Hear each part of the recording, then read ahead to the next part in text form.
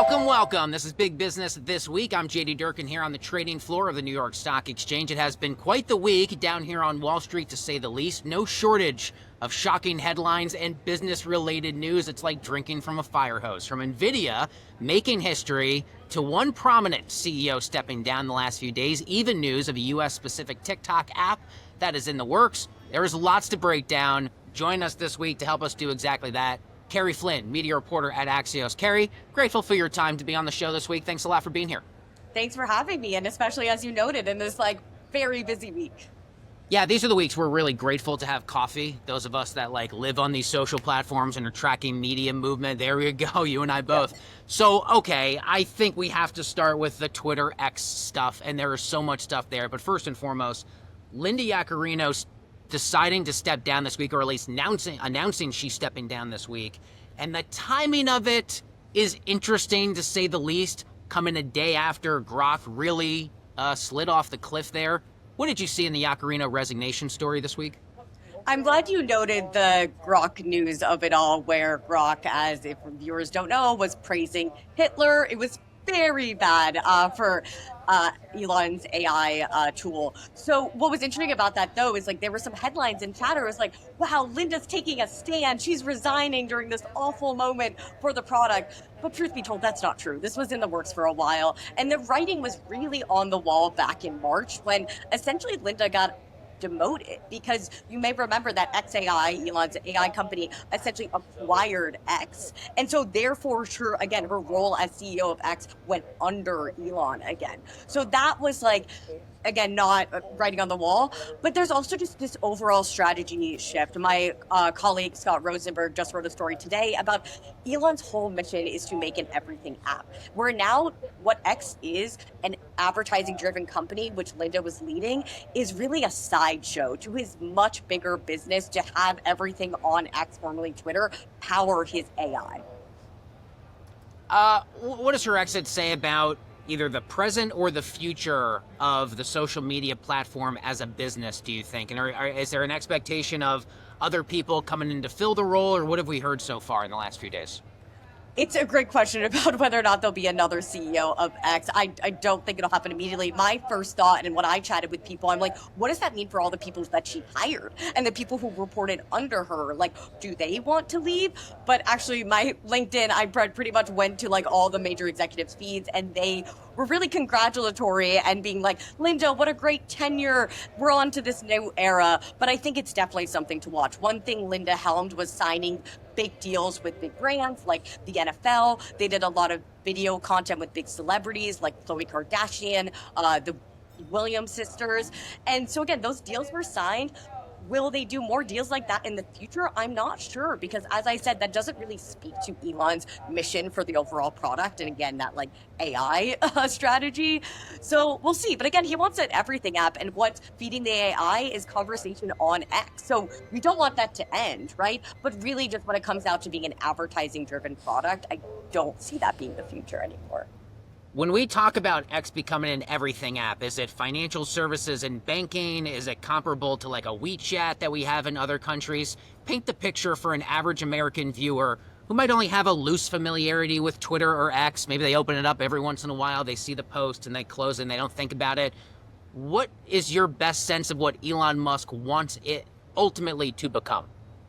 I think social will still be very key to it, a la what, again, it's been in the past, and a YouTube competitor. Again, he's been really strong on video, but as I noted, we'll see. But also a big component you noted is payments. And actually that comes back to Elon's old era of PayPal, right? He's really been wanting to make the X wallet and have these partnerships with payments where everything, all these transactions you do are on the app. He's also started that with the creators. Again, they're paid through X. We're starting to see more of that. I think there's also a push for commerce overall. That's what WeChat really known for, is you're doing these business to business transactions through this app. That's something that hasn't materialized yet, but could be. And then the other big component is AI. Obviously, Grok, xAI's chatbot, is available on X right now. That is kind of the consumer-facing interface, and I don't think that would change.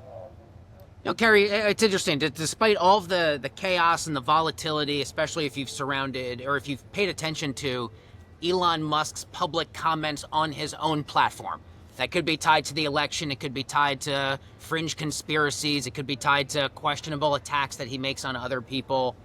For the most part, he also faced a lot of criticism early on for the job cuts and the argument that he tried to shift over to the federal government. This massive institution does not need as many people in the workforce as it currently has. There's too much bloat. We need to shrink things down, which he then very promptly did at the artist formerly known as Twitter.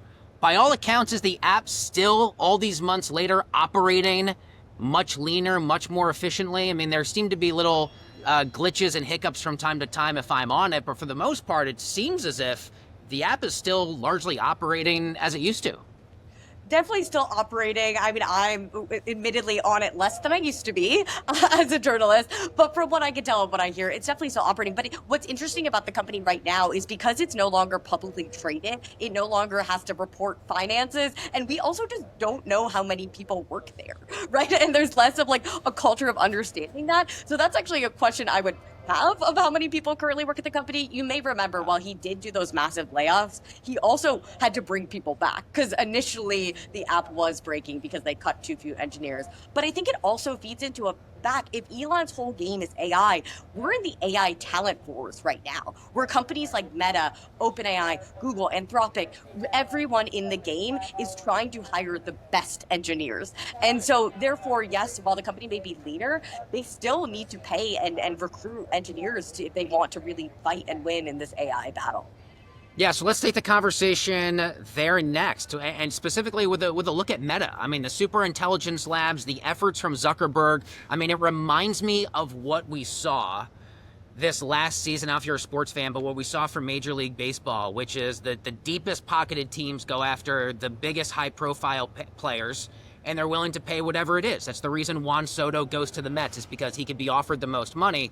And it's been fascinating to watch Meta go after a lot of these other names, the Alexander Wangs of the AI game, and say, please come into our orbit in terms of very high profile, very lucrative talent acquisition. What do you make of where Meta is right now in its development of its so-called super intelligence lab, and maybe some of the ways that differs from the approach we've seen from a lot of other companies? Yeah, I think what's interesting about Meta is they are kind of this, they don't get a lot of attention in the press about it, right? And OpenAI really does. And ChatGPT, again, is just this like brand recognition, understanding of what like AI really is. But Meta has been at this for a while, and I'm not wearing them right now, but I am an owner of Meta's glasses, the Ray-Bans, where Meta AI is integrated them. So Meta is obviously very committed to this and in the long game, right? But they were behind on that talent. And so you mentioned that they hired Scale AI's, I guess, ex-CEO Alexander Wang, because they brought him over. They made that big investment in Scale AI. They also hired former CEO of GitHub, Nat Friedman. So they're kind of helming the team. So those are two really big names, but they're still doing a lot of aggressive hiring. I think was it this week, next week? There's so many, or last week, there's so many hires that are happening here, but they hired one of Apple's top AI engineers. And there's a lot of drama happening over at Apple in the future of Siri. So really, like, Zuck is coming in, and what's been reported, what I've heard is that he's really taking this like on a personal approach. Like, he is going one-to-one and really trying to, again, bring people on. And what's interesting about that, it goes back to the quest of like Elon. There are certain people who are, again, experts in this space who, you know, maybe they want to work for Elon. There are others who are super passionate about OpenAI and what they've really done to be like a pioneer and innovator, just really out there in the space, and really respect Sam Altman. But Zuck is coming in and being like, let's innovate together in our new era. And like I said, they have so many interesting touch points, from the glasses to obviously Facebook and Instagram and WhatsApp. And so therefore there is a lot of power that this super intelligence team can now take on. Are the glasses cool? Are they cool? I don't know. I'm not wearing them right now. I really love them because I'm a big runner and an audio person. And I have to remind people all the time that, like, people think about them as cameras. People think about the photos and videos. But what I think is so powerful is that I walk on the street and I can run to music, or I can do a call. And that's really the AI future, right? Is that it's an assistant. It's like Siri, what people think about on their phone, in your glasses. And the future of that and the ability of that going forward will be so interesting. How would you characterize the current push towards so-called AGI, artificial general intelligence, and what should the average person know about the pursuit of AGI if they're only loosely familiar? I mean, there's a lot happening right now in the space that's so confusing about like how much we see as consumers versus how much is happening on the back end, right? There's a lot of conversation about agentic, about like assistants. I cover a lot of the advertising industry, and there's all this conversation of like, well, in the future, you're not even going to be buying products, you're not even going to be seeing ads, and we should be advertising to agents, right? That's not happening right now, but perhaps in the future of what I just mentioned, where I'm wearing my Meta AI glasses and I'm like walking on the street and I'm like, hey, Meta, can you book me a flight to San Francisco tomorrow between the hours of blah, blah, blah?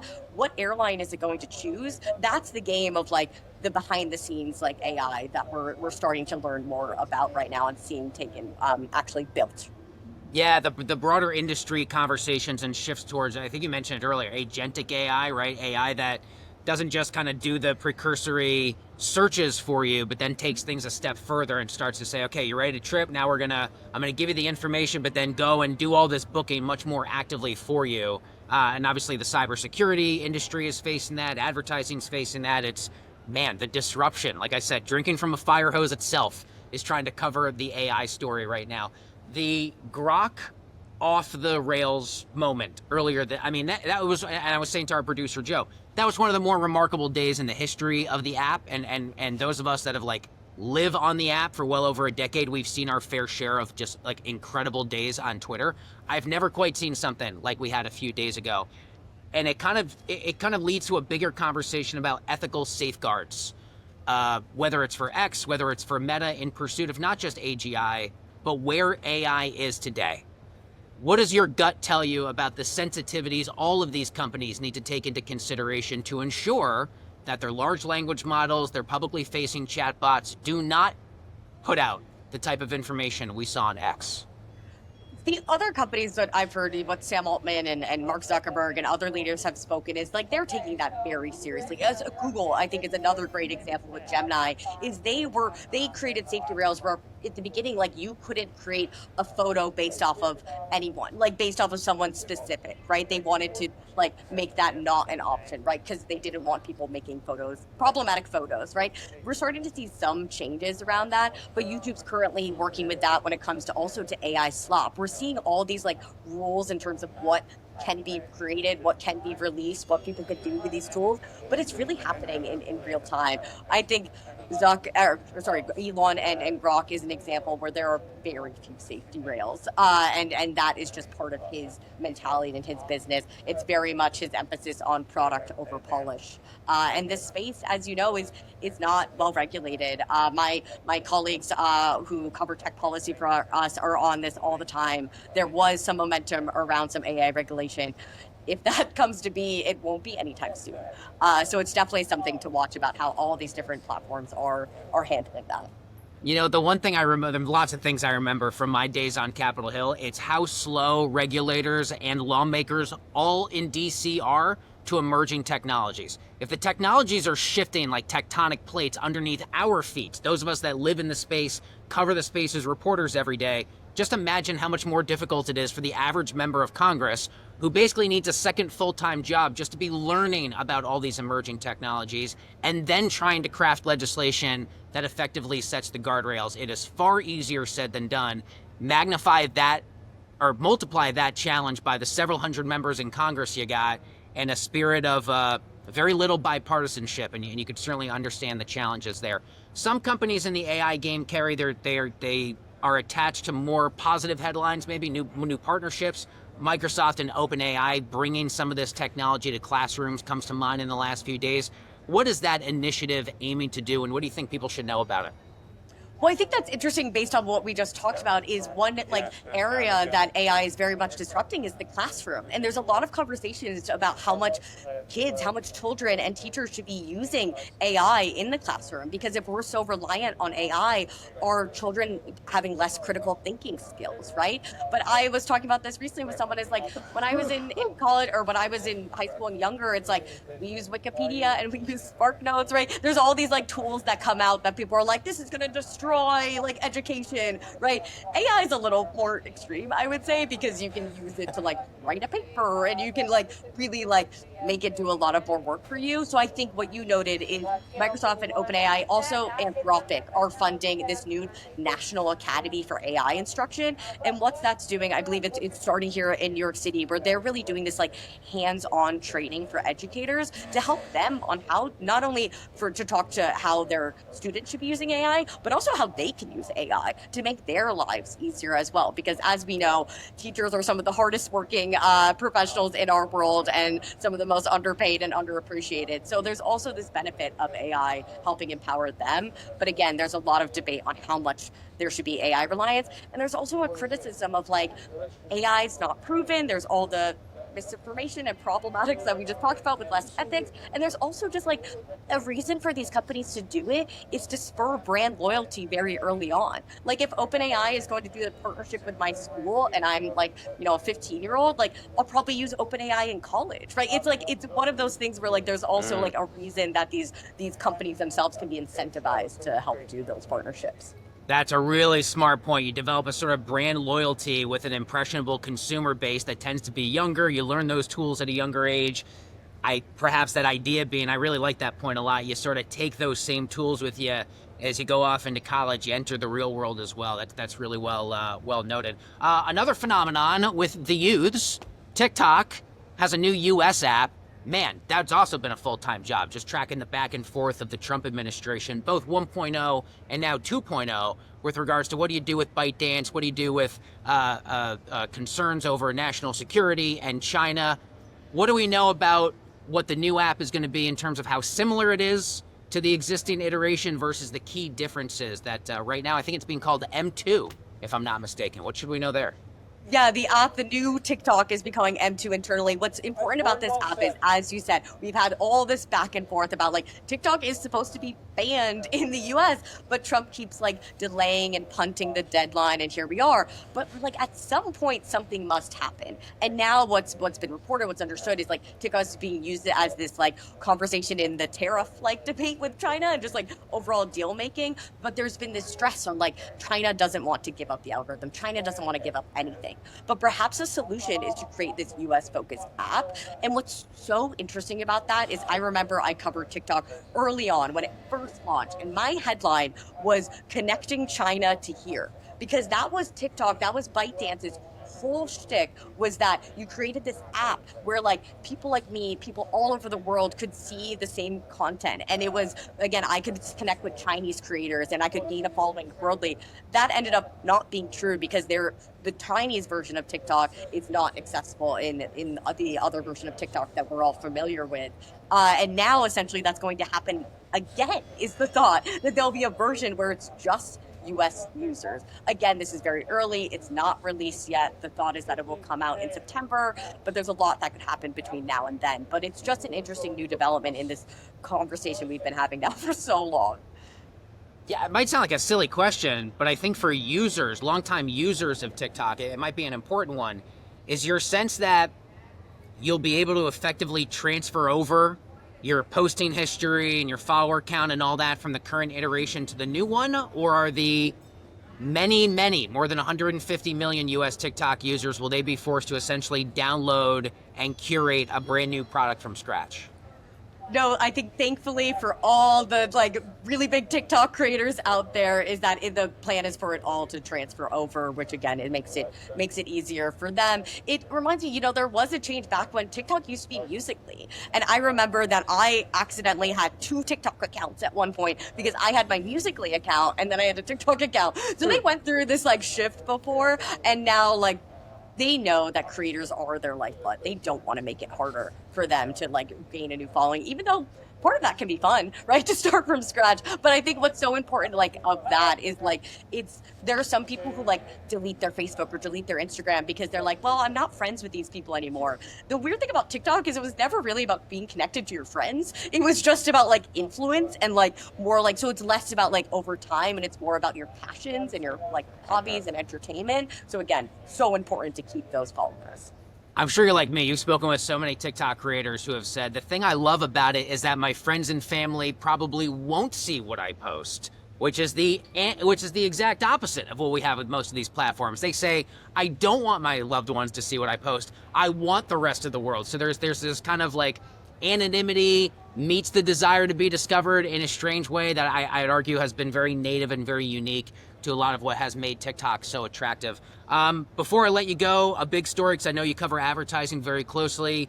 WPP, the underlying issue of artificial intelligence undercutting yet another industry for advertising. What's most important there, Carrie? So WPP, which is one of the biggest ad agencies, actually used to be the biggest by revenue, but was overtaken by a competitor named Publicis. They just named a new CEO. That's really big. So their stock is down. I think it was 60% since they named their last CEO in 2018, Mark Reed. He announced last month that he will be leaving. There was a big search for internal and external candidates. I was at this big advertising conference last month, and he had just announced for us. So there was a lot of gossip and chatter on who could it be? Would it be someone internal? Who they end up choosing, I think it makes a lot of sense. It's Cindy Rose. She's an executive at Microsoft. She's essentially, her job is to educate businesses on how to use AI to undergo a business transformation. That is actually exactly what WPP needs to do itself in the AI era that we're in. So it's a really smart hire, but she's up such competition. WPP just reported earnings yesterday where they slashed their guidance. They're expecting big cuts due to just fewer new clients and also just fewer client spend for existing clients. Like, it's really bad like there right now. So it's definitely a company that's on my big watch list now that they have a new chief.